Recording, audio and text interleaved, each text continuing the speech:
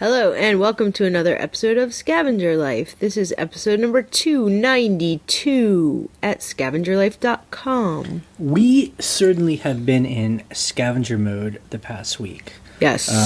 And, scavenging comes in all forms. Sure. So not just scavenging for eBay, but we've been scavenging for furniture and materials for this renovation we're doing. Yes. Like today, we got up at 5 a.m. and It's a Sunday, by the way. We've taken this trip now a good number of times into our closest big urban area, which is D.C. We today got a really nice a leather chair.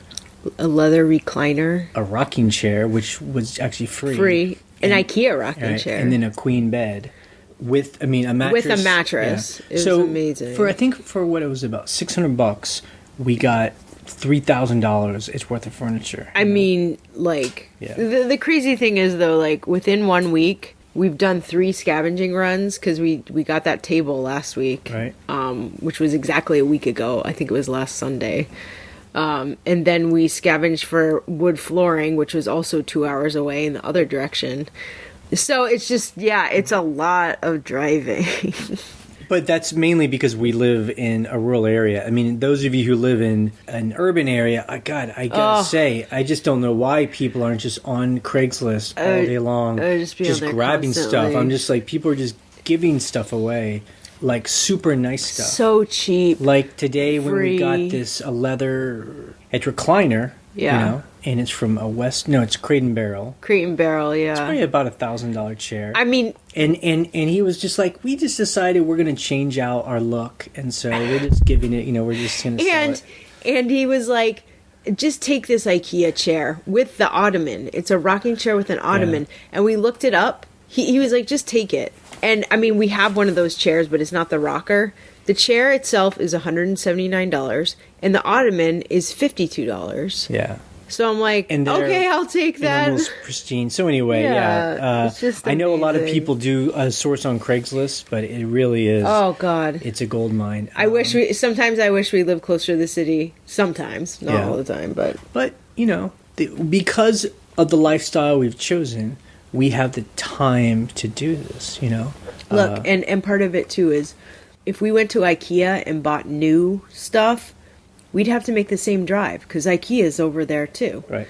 Actually, the place where we got the West Elm bed with the mattress was right next to IKEA. It was one exit away, and I'm like, it's the same thing, only it's like a fraction of the price. $400 for a really nice platform, right? And then for the mattress, $400. You can't even get something like that at IKEA for $400. So no, it was a good deal. It was a good deal. But anyway, that's about scavenging. And then I think I mentioned this, that we really worked on trying to lower our insurance rates for this year. I have a question though. Yeah. Where did you hear about that? Was it through financial independence people? Where was your motivation to be like, you know what, I'm going to research this? We've talked about this where, at the end of every year, I'm always looking at our bills. Right. And we don't really have a lot of bills. We have basics. So we talked about our phone bill. So we've solved that by using Ting. Right. Instead of paying $200 a month for 2 phones, we pay $40. $40 at most, when we're calling like crazy. Yeah. So that got solved a couple of years ago. Our internet, we solved that. You saw that. I was so persistent. Yeah. So we basically cut our internet bill in half just by calling and asking. And then I was looking at the next big amount is our insurance, because we have car insurance on 2 cars. Yep. And then we have 3 houses. We have the home we're in, and we have 2 rental houses. So that's actually, it was getting pretty expensive, So I was like, how can I bring that price down? And I start to read about it, and what everyone says is bring your deductible down. Bring your deductible up. Sorry, bring the deductible up. So you're responsible for more money. Honestly, I don't know how other people are, but we actually went to our local insurance agent, and he did our policies for us. He's a nice guy. Right.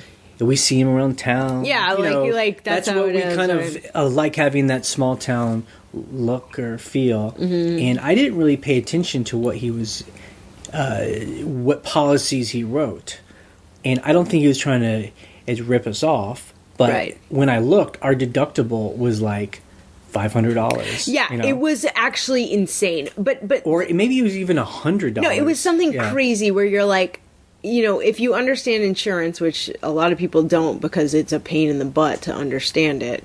If your deductible is low, you pay a higher premium. If your deductible is super high, you pay less of a premium. So I went to our agent and just said we would like the deductibles on each of our houses to be $10,000, which is the maximum that they allow. Yeah. And so we went from, like, our main home went from $631 to $394. So, this is per year, right? Yeah, so that's over $200. Right. One of our rentals went from $667 to $403. So that's $260. $250, over 200. And then this new rental we have, because it's farther away and harder for the fire department to get to, it went from like $1,180 to $987. So we sold again another $200. So, and the car, talk about the car. Oh, and the car, yeah. So the car went from $759 to it's $404. And that's two cars. And that's just because, and that was high because, again, I saw that we had all these little extras on it. Yeah. We had like breakdown service and tire blowout. It's just and, like all these things. And this extra, it's medical insurance on it. Right. Even though we have a medical insurance. So I was like, get rid of all this stuff. And the hard thing, and okay, so we were talking to this other insurance agent who we're also friends with and is like related to a bunch of people we know in town. We talked to her this time and she was great. I actually thought she was better than the other guy, but still she was like, "Are you sure?" We're like, "Yes, take it all off. Take it all off." I kind of felt like, because we went in there together and I was doing all the talking because I was the one that was like, this is happening, right? I was getting the sense like she was worried that I was putting you in jeopardy, like I was making you do something you didn't. I really wanted you to kind of speak up, like. Well, because it was your plan, so I didn't know what to say. Right. I was like, I don't know what the numbers are here. But the funny thing is, she needed us to sign paperwork later. And I was the one that went in and signed it. I was like, "Yep, this is happening." Yeah. So it doesn't but it's matter. Funny. So we're saving over $1,000 now every year. A year, and so the answer is okay. So, but our deductible is now $10,000 on each house. What happens if a tree falls on the house? Well, I mean, that's the thing. It's all about risk, and we're willing to take the risk. Like, I'm willing to pay the first $10,000 and save cash rather than pay a lot more every right. Well, and that's year. That's what the financial independence people that I've heard of have talked about. Actually, I was reading, there were a couple different books that I was reading, like money books that were kind of cheesy. I was just reading them on the train on the way to Boston, and that's one of the things that every book that I've read on, like, real estate investing and, whatever, they're like, change your deductibles on your insurance because you're totally getting ripped off. I'm like, Jay, everyone's saying the same thing. So that's an interesting little tidbit. Yeah. And, and I don't know about other people, but we never claim any insurance. I mean, I can't remember. For a little tiny thing, like scratch on the car or like a little bumper. So that's, we talk about that about digital scavenging. Like, that's another form. I'm trying to think what other big bill we have. I mean, our mortgage. Mortgages. Yeah, well, those there's not much we can do about that except paying it off. Food. I mean, we already kind of like scavenge for food because we go to that place where we buy off-label and off-date food. Off-label. It's like, hey, it's all good. Yeah. So our electric bill, I mean, I guess we already do that just because we're super... Try to be super efficient. Yeah. Well, we heat our house with wood Right. for free, so... And then the only other thing is gas, is fuel for our car. And that we're kind of waiting for technology to catch up on. When it becomes appropriate where we can buy an electric car... that has a range enough for us to do stuff. I think that we'll do that. And, and because I'd rather... pay for electricity to fuel my car. Especially if you can get solar panels. Seriously. Yeah. That is the dream. Okay. The other thing is, we were just talking about this, it's this week, tax time. It is 2017. We're the kind of people where we like to get our taxes done ASAP. as soon as possible. So we actually have already made an appointment with our accountant to kind of go over our taxes before we prepare them. It's with him. And so how do we prepare, right? Okay, so what I do is, because we use GoDaddy bookkeeping, and I do my accounting on the first of every month. Basically, I'm doing last month's numbers, making sure everything's categorized correctly.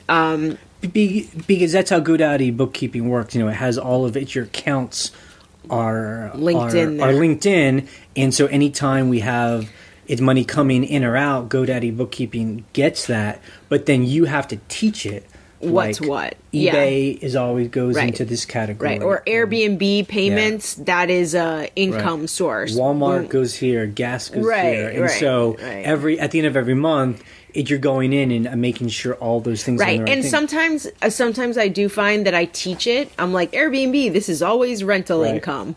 And it still sometimes will not remember it. So you just have to double check those and things. And the good thing is if you go to a certain thrift store, you can teach it this thrift store will always be... Like when it comes up, Goodwill.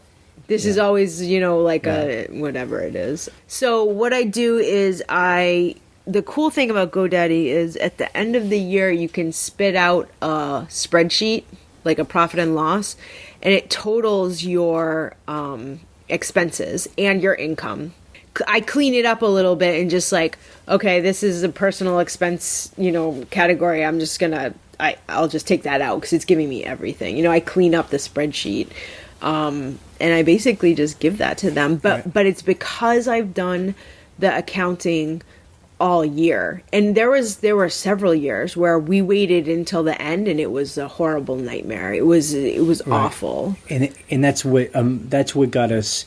It's motivated to find a way to keep up with it all year long. There was I think it was 3 or 4 years ago when we first started with GoDaddy, where I had not categorized anything. I had done it in a weird way, and I only did it up until 3 months into the year. And it was I was like, I cannot believe I did this. It's so frustrating. I know there's a lot of people hearing this right now who probably have only had a job, and it's just, you get a W-2. Yeah, it's so easy. They've taken its money out. It's very easy to 1040 easy form. There's no expensive. They've started an eBay business, and maybe it's always been a hobby. They've hit that $20,000 mark where they have to, if they haven't already, stuck their head up and claim this income. Right. And then they get that exact same it's feeling wait, this income is different than the kind I get at my job because I haven't taken any taxes out. I haven't paid any taxes on this. That happened to us. I haven't expensed any of this. That happened to us in one of our first years. I remember it was our second or third year because we had made enough money at that point. We were we had over $8,000 tax bill. It was just and we got that end of February, and we were oh my so God. basically the next 2 months of eBay had to go towards paying our taxes. Everything had to go towards and so now we pay taxes quarterly. I mean, we do it right. Yeah, we do. And my hat goes off to anyone that does taxes on their own. I know people on the it's forum, they say I get what's it, Intuit or like QuickBooks or whatever. And it asks me TurboTax questions, and I just answer the question. You know what? Good for you. That's awesome. I think that's awesome. I've done it before in the past. Maybe the software is better now, but I messed it up a couple times, and I don't know if it was me getting audited, but they were like, "You definitely owe us more money." We were not together when that. No. That was me. That was me on my own when I was just working on my own. So I was kind of. I think we pay about $600 to our accountant, and he does everything: state, federal, for me, for you, for our business. Yeah. And also we've done a lot of work on houses for businesses, so that all has to get deducted like a whole other over thing. Time. So he keeps up depreciating over all these years, and it's like he does it. And the great thing is, and this is why I like having an accountant, a local one, face to face. He says if we ever got audited, he would handle it. He would be the one. They're the ones doing. I mean, I'm just handling them. That's what I want to say. Okay, I don't want to talk about taxes. It's giving me heartburn. Okay. Can we be done with this? All right, let's talk about eBay.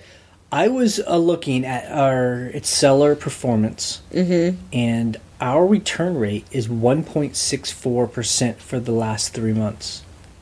Okay.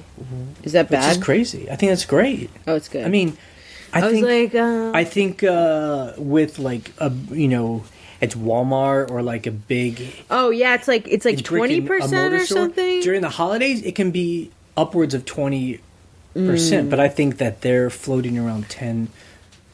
I mean, I know a lot of us, especially who sell on eBay, who are smaller. I mean, any one that wants to return an item, it's always kind of a big deal because it's like it's money out of your pocket that you depend on. Yeah. But I think I would love to hear what other people's return rate are. Yeah. I think everyone would be a surprise. It would probably be under 3%. It would be low. Yeah, if it's under 5%, that's amazing. Yeah, it's true, especially clothes sellers. Now we talked about the past. So we're now 3 weeks in. We've done 3 full weeks of an experiment where we've had anything under £1 shipped for free. It's not anything, but it's a lot of stuff. Okay, almost anything. It's like 1,200 items. Yeah, it's like some crazy amount. And I mean, we're selling some of that stuff, Yeah, sure, it's selling, but it's not selling in the way that I'm like, oh, this is great. I don't feel like we're selling any more than we did when we just charged people to ship. And so, we'll get these things where we'll have a sale. It's a tie. It sells for $17, and then it's like, oh, it's free shipping. So now it's only $14.50 or whatever, minus fees. So it's just our question is should we just continue to do that? Like, how long does the experiment last? Yeah, I don't know. Like, just the other day, I was just like, oh yeah, you know what? Skirts have free shipping. And I have some skirts that are so old that I sold one the other day and I lost money on it. I was like, because it was like $12 free shipping, and the shipping was like whatever, $9. So why did it cost so much? It was heavy. It was like a thick wool, like old Pendleton, whatever, going like across the country. I was like, I'm glad to get it. It was like super old. Right. I was like, it's almost like I'll pay you to take this away. Basically, I did, but I mean that was one item. But still, you're just like. So, we talked about this 3 days ago. Are we going to take off? I just got to do it. It's just a pain. Yeah. Gotcha. But it's going to happen because I'm just like. Yeah, I mean, we've run, I think, a successful business. A sustainable business since 2008 without shipping anything for free. So we go, I mean, it seems like we just had another thread. It's this week on the forum where people are going back and forth. Why you should, why you should. Yeah. And I just think it's one of those things. It's a personal preference. If it makes you feel good, right? I think that's what it's about. Right. It's like whatever makes sense to you. As someone that sells on eBay, it can make you feel proactive, like I've taken a step to make my store even more cool, right? More attractive to a buyer. I just don't see the numbers. Well, the other thing too that we were finding, like take a tie for example. Again, the tie was on sale; it had free shipping, and people still wanted it cheaper. I'm like, oh, like one guy was like. I think it was like this fancy silk tie for $22 free shipping. And he's like, can you do 20? And I'm like, really? I was like, it's already on sale and has free shipping. But, I mean, people are always going to do No, that. You know what? I am one of those people too, so I shouldn't get mad at people like that. But, you're just like, dude, I'm really eking it out here. Like, I'm trying to just sell this dye. I'm trying to make a living. You know what?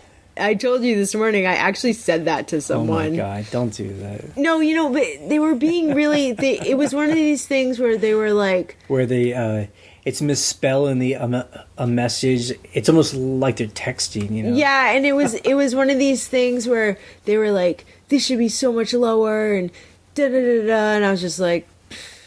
It was one of those days where I'm like, dude, I'm just trying to make a living. But I will, whatever. Yeah. Okay, we're actually going to talk very briefly about Amazon FBA. We've been ignoring it just because it's not really a core part of our business. I mean, I think maybe 10% of our income comes from FBA. I'd be so surprised if it's even that amount. So many of you probably got this if you sell on Amazon FBA, and that is a message from them. Yeah. And they said the new storage fees are starting February 15th. And it says... As of January 1st, 2017, your aged units of inventory in our fulfillment centers will be subject to the following fees unless you submit a request to remove them before February 15th. And so it's now going to be $11.25 per cubic foot if your item is 6 to 12 months old, or $22.50 per cubic foot if it's over a year. And then they broke it down to us. If we don't get rid of our items by February 15th, we have 662 items that are 6 to 12 months old. That'll cost us $307. We have 110 items that are more than 12 months old, and that'll cost us about $111. So is that for the year, or is that for 6 months? Because that's crazy. Yeah, so I think it's $400. If it's for 6 months, we're going to pay $800 to. It's $418 is what we're going to pay. And they make it very clear there's going to be no more free removal. Of course, they're not. They're like, you're paying no matter what. I kind of knew that they were going to do that, and we let it ride just to see how much we would sell during it's Christmas time. And then I feel like it's going to cost us about the same amount to ship it all back to us or have it destroyed. Because it's 50 cents an item, right? I'm not paying attention. Ryan's eyes are like. I'm just like. The reason is like when we've talked about this, and we talked about it last week too. Yeah. Like, clearly they're like, all you small sellers. Yeah, you can go to hell, because clearly this is like, oh, okay, this is not for us. Here's my answer. I'm gonna be the guy here. Okay, so number one is I was gonna go in and start slashing prices, which I'm sure a lot of people I don't even care. And then we might as well let it ride. We'll eat the cost and just see what happens over the next. Basically, 6 months. We won't make any money. Like, it'll all go to storage fees. Well, we probably make about $400 a month. So okay. I mean, yeah. I think what's going through my mind right now is how many boxes I packed and like hauled to the UPS store. Yep. For what? But I think that's probably just like, if I look at it from Amazon's point of view, they're probably just like, all these people are just sending us list it and forget it, long tail junk, and they're Amazon's like, what were we thinking? And entire businesses are like, they, some guy hires 4 people with like a small warehouse that are just pumping boxes to the Amazon warehouses, and that's exactly right. And so they're like, true. We can't do this. Anyway, and I'll give Amazon credit. They did have those 2 periods where we could have shipped everything back for free, so they didn't just. I think we were just not prepared to like get 600 items back. I was like, where am I going to put those? What am I going to do with them? It did kind of feel like we put all this work into it. Yeah, it's not? Like I labeled everything. So I don't know. I kind of get a sense from you that that's our end of our FBA experiment. Oh, absolutely. I am not packing any more boxes or labeling anything for Amazon. Why would I do that? I'll just sell it on eBay. Exactly. Yeah, that's really it. Now, so that being said, we were talking on its forum about this, about Amazon seems to be pushing everyone out except the wholesalers. Yeah. They even seem to be pushing out not even people like us that are sending in like scavenged items that are long tail, even the retail arbitrage people who are getting, high sought after items, like what do you call it, high ranking items, right. They're even pushing those people up, because now they're requiring for a lot of different brands, you have to get like some signature from the actual company before you can actually sell the item, and they make you pay some like crazy amount, a $1,500 just fee to even sell it, to have permission to sell it. So anyway, and I will put a link to that conversation on the blog. It's I don't know. Absolutely. It's very interesting. It's not. It is no longer the Wild West on Amazon. It was, and now it's not. Here's the deal. I think for anyone willing to put up with these things, these boundaries that are getting put up, I'm sure it'll be doing very well. But it's just going to make everyone keep ramping up their business to meet those standards. But the problem with Amazon, and people would say this about eBay, is they keep drastically changing the rules. So, and people say that about eBay. Oh, the defect rating, blah blah blah. It's like, I adapted to all those rules, but these rules, I'm like, but this isn't like the way we like to scavenge. Right. Like, we were trying to scavenge like eBay for Amazon, and that seemed to have worked for a while, but we got into it right at the tail end. Yeah, right at the end. It's interesting. There was one guy on its forum that was talking about, and I don't know if he knows this or he's just imagining it might be true, but what if Amazon started making it easier for Chinese manufacturers to sell directly on Amazon? Because that's really, it seems like what Amazon's about. Yeah. It's American guys, like American dudes who are making these little small import businesses. Right. They get it from China just because they can speak English and know the Amazon way. Right. And they are the ones that do it. They're the middlemen. Right. And so they're not really providing its value other than just they understand how it works. Right. Well, what happens if a guy that has that same factory in China that's like, well, I don't need to sell. I don't need guys. to. I'll just send it right to Amazon. Right. It's going to be very interesting if that would be true. Like, basically, Alibaba and Amazon are just one big thing. Yeah. I don't know. Right. Okay, I think we had a pretty good week of sales. Let's talk about it. Steady sales. We sold a lot of cool random items, which I always love.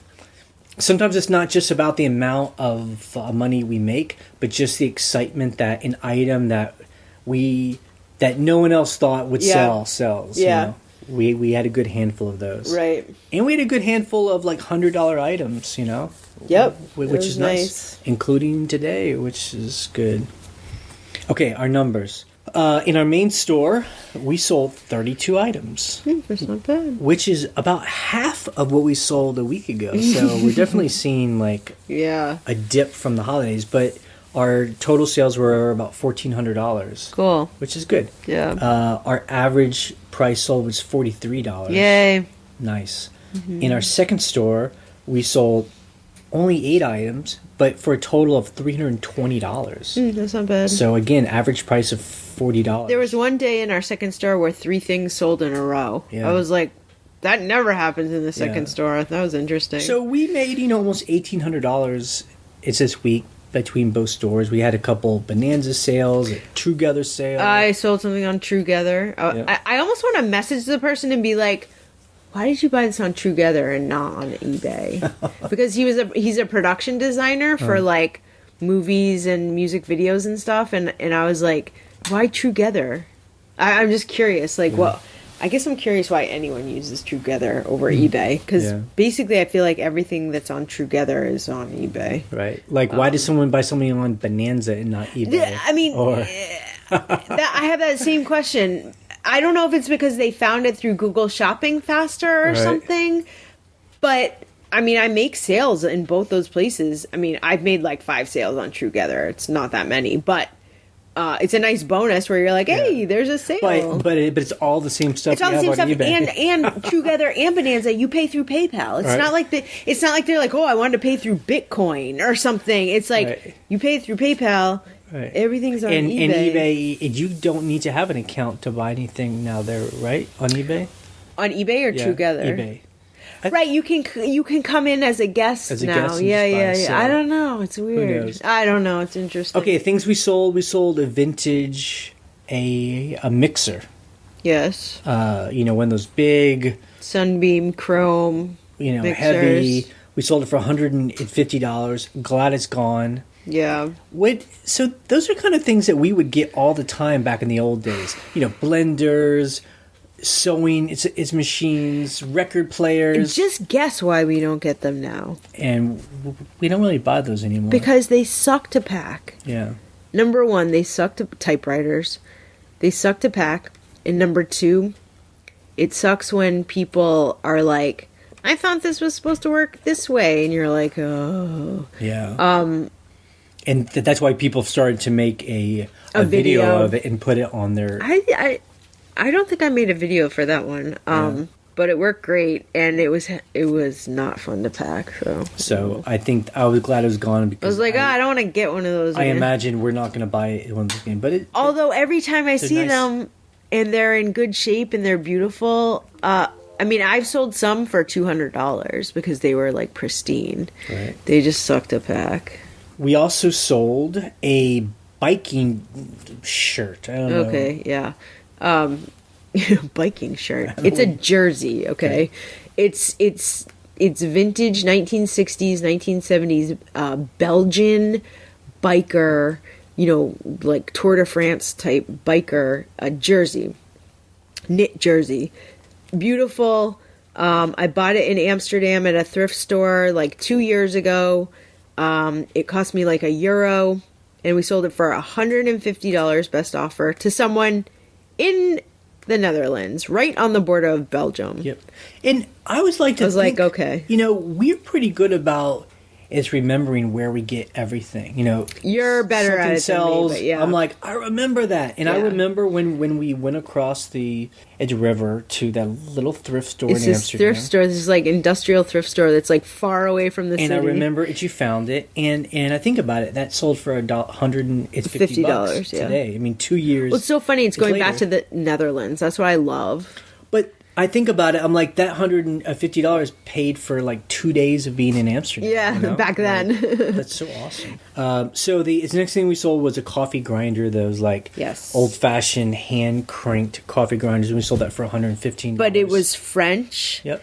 And it was made out of solid maple. So it wasn't like this like country kitsch one. It was like this really gorgeous one. Right.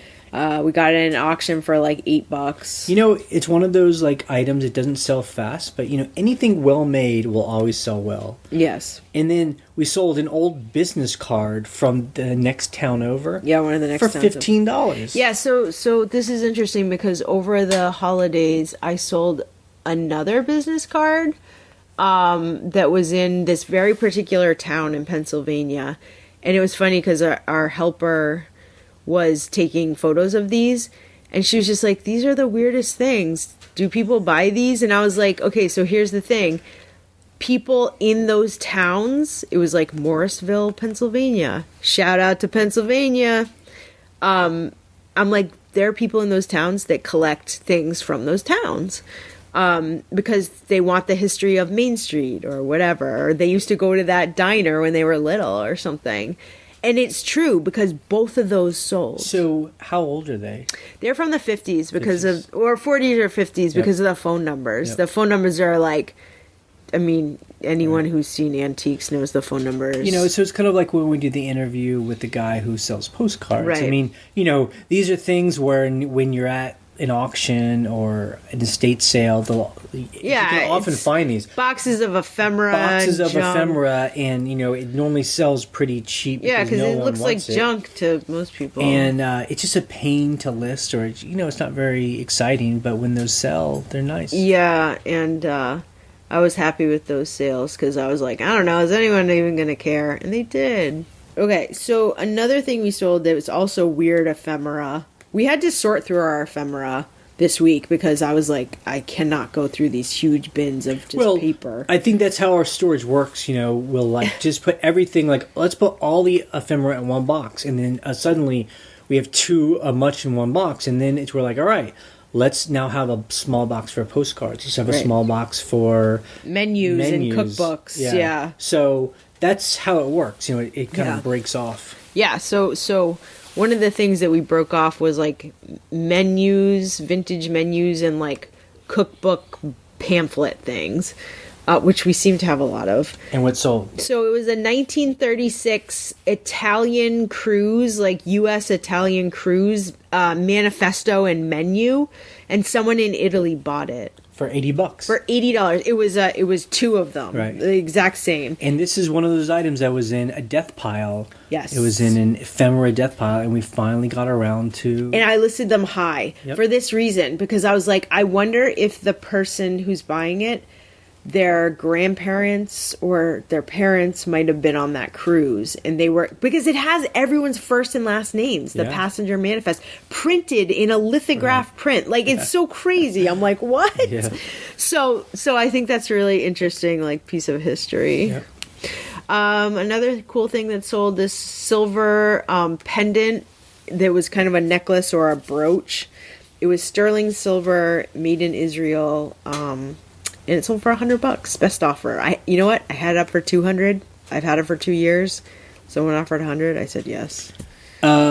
We talked about this a while ago. We went to a yard sale, and this guy had cleaned out this other guy's house, and there was a big tub of old software. Yeah. And old software. And I was going through the books, and he's, was like, do you like books? I was like, sure. He's like, I have all these bins that you can just take for free, and one of them was a whole thing of old software, vintage software. I was skeptical at first, but again, you believed in it. Yep. So we even selling this stuff. It's been selling, and we sold a Netscape Navigator 1.0, the original Netscape, for $60. It was actually two. It was Netscape Navigator 1 and Netscape Navigator something else. It was two different boxes. And it's sold to a guy at a computer museum in Seattle. Which is very cool. It was called the Living Computer Museum. I love that. I think that's what it was called. Yep. Yeah, well, see, that's why I list things like that, because I'm like, there are people in places like that are looking for particular pieces. That also just makes me feel good too. I like selling stuff like that, right? Rather than just we have some iPhone cases. Yeah, iPhone cases or whatever. Yeah, it's definitely more. And fun. then this is next sale. It's a final one that it will talk about. Is all me. I'm the winner on this. Yeah. I'm the champion. Okay, calm down. It's not that big a deal, but okay. Guess what? I'm more of the champion because I put the price so high. I don't think you would have put the price so high. A lot of people, we like to find and sell trucker hats. Yeah. And we find a lot of them, especially when you go to a yard sale. Some guy has all these hats. Yeah. But often when you get them, they're in bad shape. That padding stuff is flaking off, or it's broken, or it's too dirty, or something's wrong where you just can't bring it back to life. Well, what I've learned is if it has a cool patch, because the older ones will have the embroidered patch. It's not just a nowadays almost all hats just are a print. A print, yeah. I just cut the patches off. Right. So this one patch was Dale Earnhardt. Dale Earnhardt. Anyway, it was a patch about a race he won, and someone bought it for $40. Just the patch. It's just the patch. That's it. And guess how much I had it up for? How much? $65. But someone's like, would you take 40 for this? And we just look at each other. We're like, would I take 40 for it? Yes. Yeah. So that was a great sale. But you know what? They aren't making those patches anymore. I mean, well, Dale Earnhardt, some people don't know NASCAR. I don't know NASCAR, but Dale Earnhardt died. in a crash. So yeah, it's clearly a piece of history, and it was definitely vintage, like from the 80s. So it was very cool. There you go. Yep. Okay, customer issues. So yeah, actually, we didn't really have a lot to talk about until just a couple hours before we started to do this podcast. So when we got back from our 2-week trip, we shipped over 100 It was items. 100 items. 100 items. It took me 2 days straight. And whenever we do that, they all go out. It's within a 2-day period. Right. And then we always prepare ourselves because we start getting returns. Because, if you send out 100 items, if you have 1.64%, 2%, its return rate, you're at least going to get a couple. Right. And because it's the holidays, returns are always a little bit higher because sometimes they're gifts. Right. So let's talk about it. 2 pieces of clothing are getting returned. A bow tie and a t-shirt. It's funny, the person bought a used t-shirt online and they get it and they're like, this is a used t-shirt. Well, I don't look, like it. I mean, okay. Okay, returns nerds. Yeah. We're shipping nerds and we're return case nerds because we have to be. This woman is saying it's not as described, but it's a used shirt, and she's like, this is a used shirt, and you're like, okay, so I'm definitely, this happened this afternoon, so I'm calling first thing in the morning and being like, yo, and it's not as described. And actually we were talking about this in the car, and let's really update people. It's next week because I don't really know the answer. You're right. Because what we've heard other people say happens is the customer rep says, we'll just accept the return as the way it's said. Right. And then only give them back the money, like a partial minus 20%. Right. So, well, the funny thing is, Jay's like, how's that going to work? And I've done it so many times that I'm like, I actually don't know how it's going to work, because usually they'll close the case. But they close a case in the buyer's favor, but then it's like reversed. It's reversed. Yeah, I mean, yeah. So I will, honestly, I will call tomorrow morning. I will make special note of exactly what they told me. Yeah. Because you know what? This is what I think they're going to tell me, because you get like 4 choices. Refund the person right away, accept the return, do a partial refund, or send a message. I think they're going to be like, send a message and tell them to mail it directly back to you, and then refund them through PayPal, and then call us. That's what I think they're going to say. But I'm not sure at this point if things are changing. But the thing is, that doesn't make sense, because there's a case opened against you. So if you go outside of the case... Actually, I thought about this. So what happens, and this happened to me the other day, actually. You call them and you're like, I just refunded them. This is the transaction, PayPal transaction of the refund. And they're like, okay. And they like close the case. In my favor. In my favor. Okay. That happened the other day. But it just seems so complicated. Right. The second complication of it is in our Anchor store am in the beta program of sellers being able to dispute misused returns, like this woman.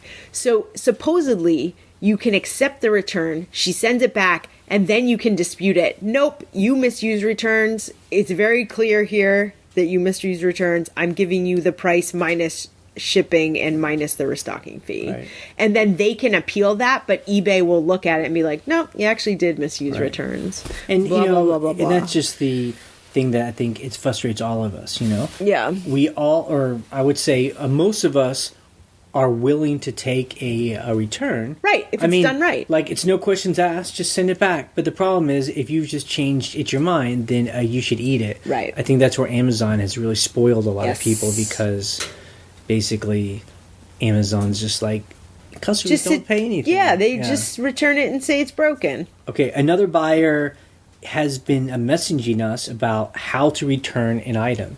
And I don't know if other people get this. The only thing we can say is use hassle-free returns. That's it. And then we had another buyer actually called us on the phone. Yes. Asking us about how to return an item. And we don't talk to people on the phone. Well, also, I didn't recognize the number.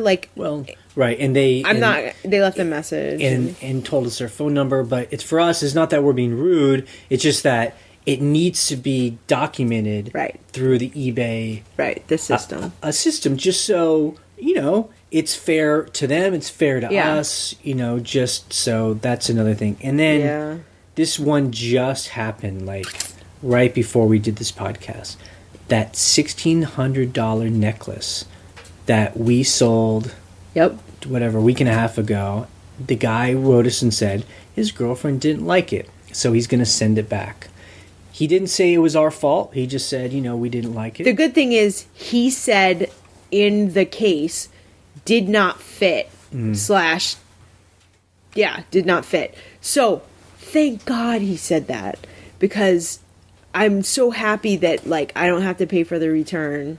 So obviously, like, there was that one person that called us a couple of weeks ago that said that she sold this really fancy. His bracelet, the person got it, sent back a fake one, and then she was out all this money. I mean, so of course, I'm thinking that. Yeah. So we messaged back to him and said, we'll take its return, no problem. Just so that we're going to have it authenticated when it comes back. Because this is a one-of-a-kind piece. And the guy is wrote back and said, absolutely, it's going to be the right piece. Yeah. So, I mean... But it's good to put that out there. I mean, we're not going to have authenticate. Yeah, right, exactly. But we just wanted to let I personally am going to authenticate it. No, I will say this, though. And maybe I'm better than you on this. I assume the best until there's a problem. Yes, yes. He has not shown any sign of he's trying to rip us off. Right. Obviously, the only thing that is it just sucks that we have to pay this money back. This money that we thought we had. Right. That's the only thing that sucks. The good thing is he's going to pay a 20% its restocking fee. So he's going to pay us $360. $360 just to send it back. Just to send it back. So I'm like, okay, no that's problem. What's happening. At the end of the day, you take the good with the bad. Like, if you have an eBay store and you're in it for the long haul, sometimes you get the great sales and everything goes right. Sometimes you don't. What are you going to do, I mean, when I look at it like we just made $360. When those sales happen, Jay's always like, aren't you so happy? I'm like, I will not be happy until they do not return it and they do not leave us negative feedback, because I do not believe, like, sales like that. I'm like, I don't believe he could change his mind between now and when he's supposed to return it. But, so that's just the way it is. Yeah, you expect that, and then you're like, you're not disappointed when it happens. Yeah. Okay, you are, but. Okay, so our coming week. What will our coming week be like? My week will be, we are continuing to work on its renovation. We're trying to get this second rental done by... the springtime. Cross your fingers. March, April. I mean, it's been going well. We got the plumbing done. The HVAC is going to be done in the next week. The electric should hopefully maybe be done too. And it's finishing the outside, putting on all the hardy board and soffit and metal and, oh my God, all the things that you just don't really think about. And it's freezing cold out and it snowed, so that's getting a little bit But, crazy. Guys are motivated to work, kind of, so... well, because it's freezing out, but it's supposed to get warmer this week, and I think it helps, like, if I'm willing to be outside, then they are too. Well, that's the thing that you always say to them... You're like, I'm here. Yeah. Like, I got up. Let's do this. But I do look forward to when I can start just taking photos again of eBay stuff. Well, there was one day this week where the weather was horrible and it was like threatening a hurricane and stuff, and you were just like, I just get to stay home and take pictures. It's like so zen. Yeah, it's just it's relaxing. Yeah, I know. Now, how about you? Yes. So we've been home for a week, but it was a crazy week of catching up, of me shipping, of me doing stuff at the renovation house also. So my helper did not come this week, but we are starting work tomorrow afternoon. So I will start listing more stuff. We have a bunch of stuff for her to do. I think I'm going to get her to start typing up titles and doing item specifics because she knows what she's doing. Right. The goal is to get her to actually list items basically on her list own it for her to do everything. But we're kind of doing it in stages. Yeah, so the first stage is done. Like she's a pro at taking photos, showing flaws, doing any measurements that are needed. And she can start a draft. And she can start the drafts. The scheduled listings. Scheduled listings, but they are drafts until you go and say yes, list them. So that's kind of the next phase.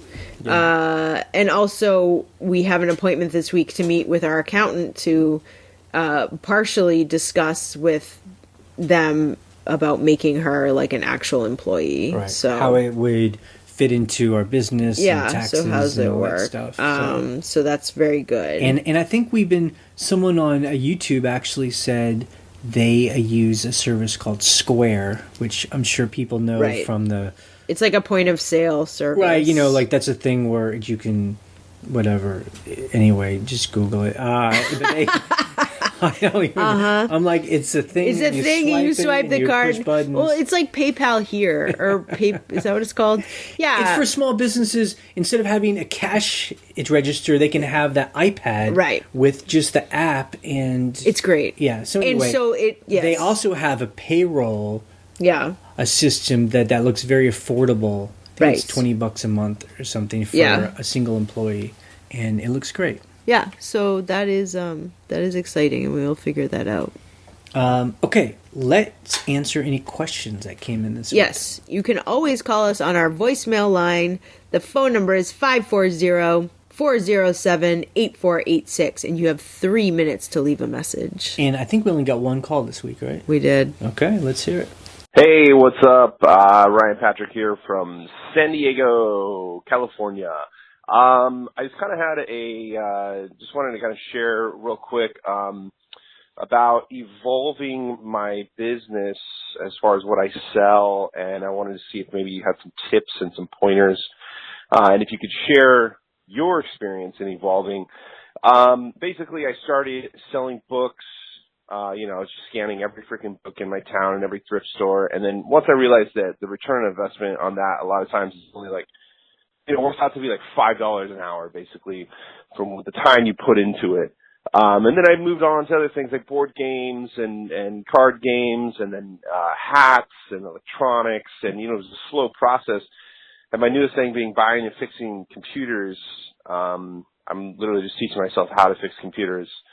So I was just wondering, like, what was your journey? Like, what did you start with? What did you kind of slowly implement into? Because I kind of feel like that's the best way to do it, is just slowly, don't jump in you're going to get overwhelmed.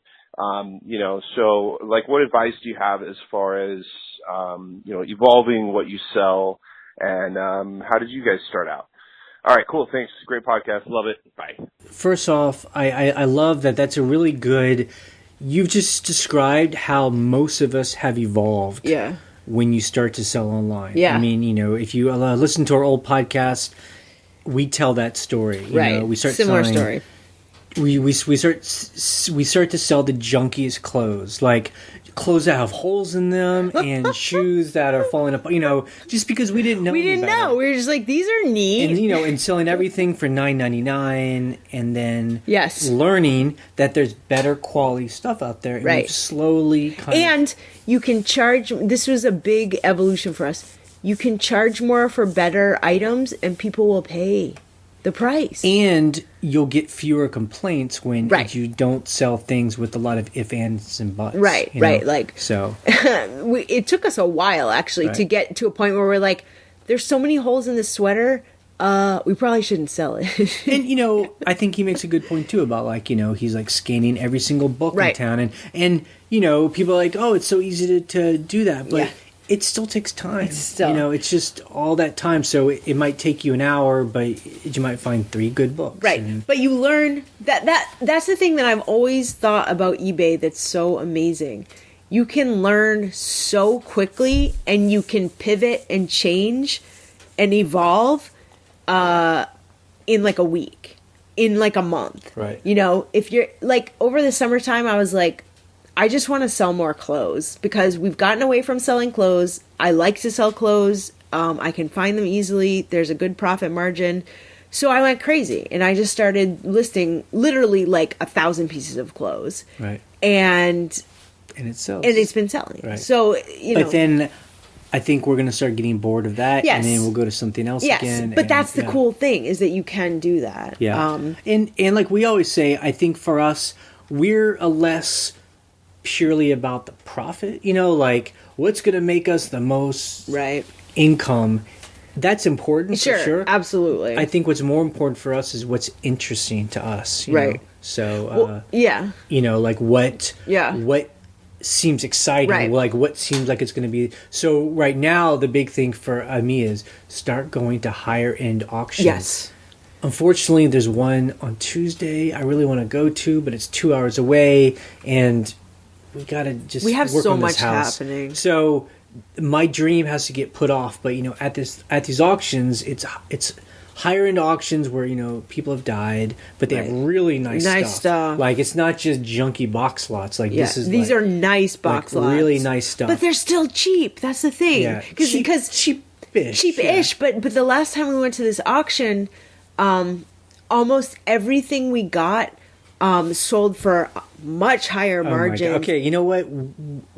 I think we may actually go Tuesday. It's making me want to go. Okay. It's hard because tell me more about it. Tell me about we have so much stuff to do. Like you have to be at the other house. Like that is not a question. Like if you're not there on one day, no. But at the end of the day, I guess that's my point, though. You got to think of the thing that excites you. You know? If thinking about going to scan a whole wall of books doesn't seem exciting, well, then think of what does. It's going to that flea market on Saturday where it's just, row after row of just like cool tables and stuff, So do whatever is exciting because that's the only thing that it matters. If you're not excited about it, then you're not you should just have a job at an office. Someone on the forum posted something yesterday about how do you not get burnt out? And this person said they had a full-time job and eBay was just a side project hobby thing. So yeah, they're working a lot.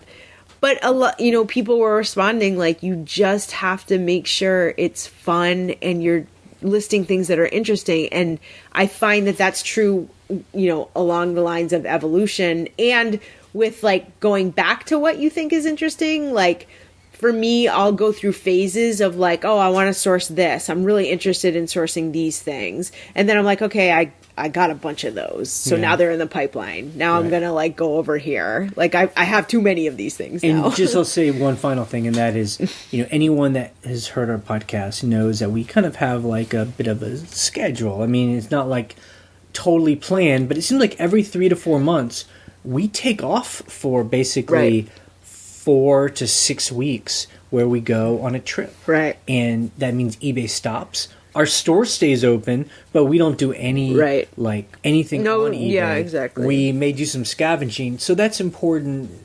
It's for us, So then we come back and we're refreshed. Yeah, we have a lot to pack. I mean, we were gone for 2 weeks, and it was great to come home. I was like, yes, I'm so happy to be home.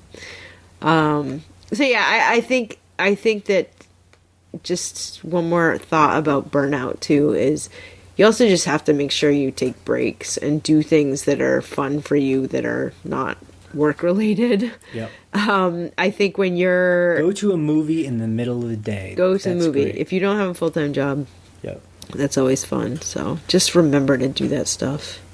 Okay, that's it for this week. You can check out our blog at scavengerlife.com for some of the links we talked about. And you can join the conversation in there in the newish it's forum that we have.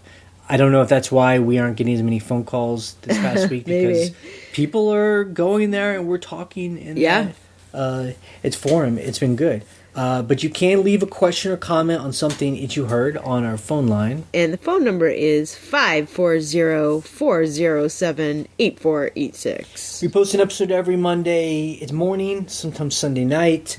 Wednesdays, we post a What Sells It's video where you can actually see items that have sold. And those videos are being made by Steve.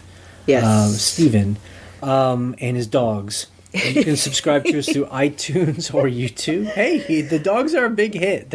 I think people will watch them just to see his dogs. You know what's funny? Every time I start watching Steve's videos, I forget that the dogs are at the end, and then they're there, and I'm like, oh yeah, it's the dogs! Of course! Yeah, and the one cat. And one cat. You can listen to our other podcast, shampooandbooze.com, where we've been mentioning we have these.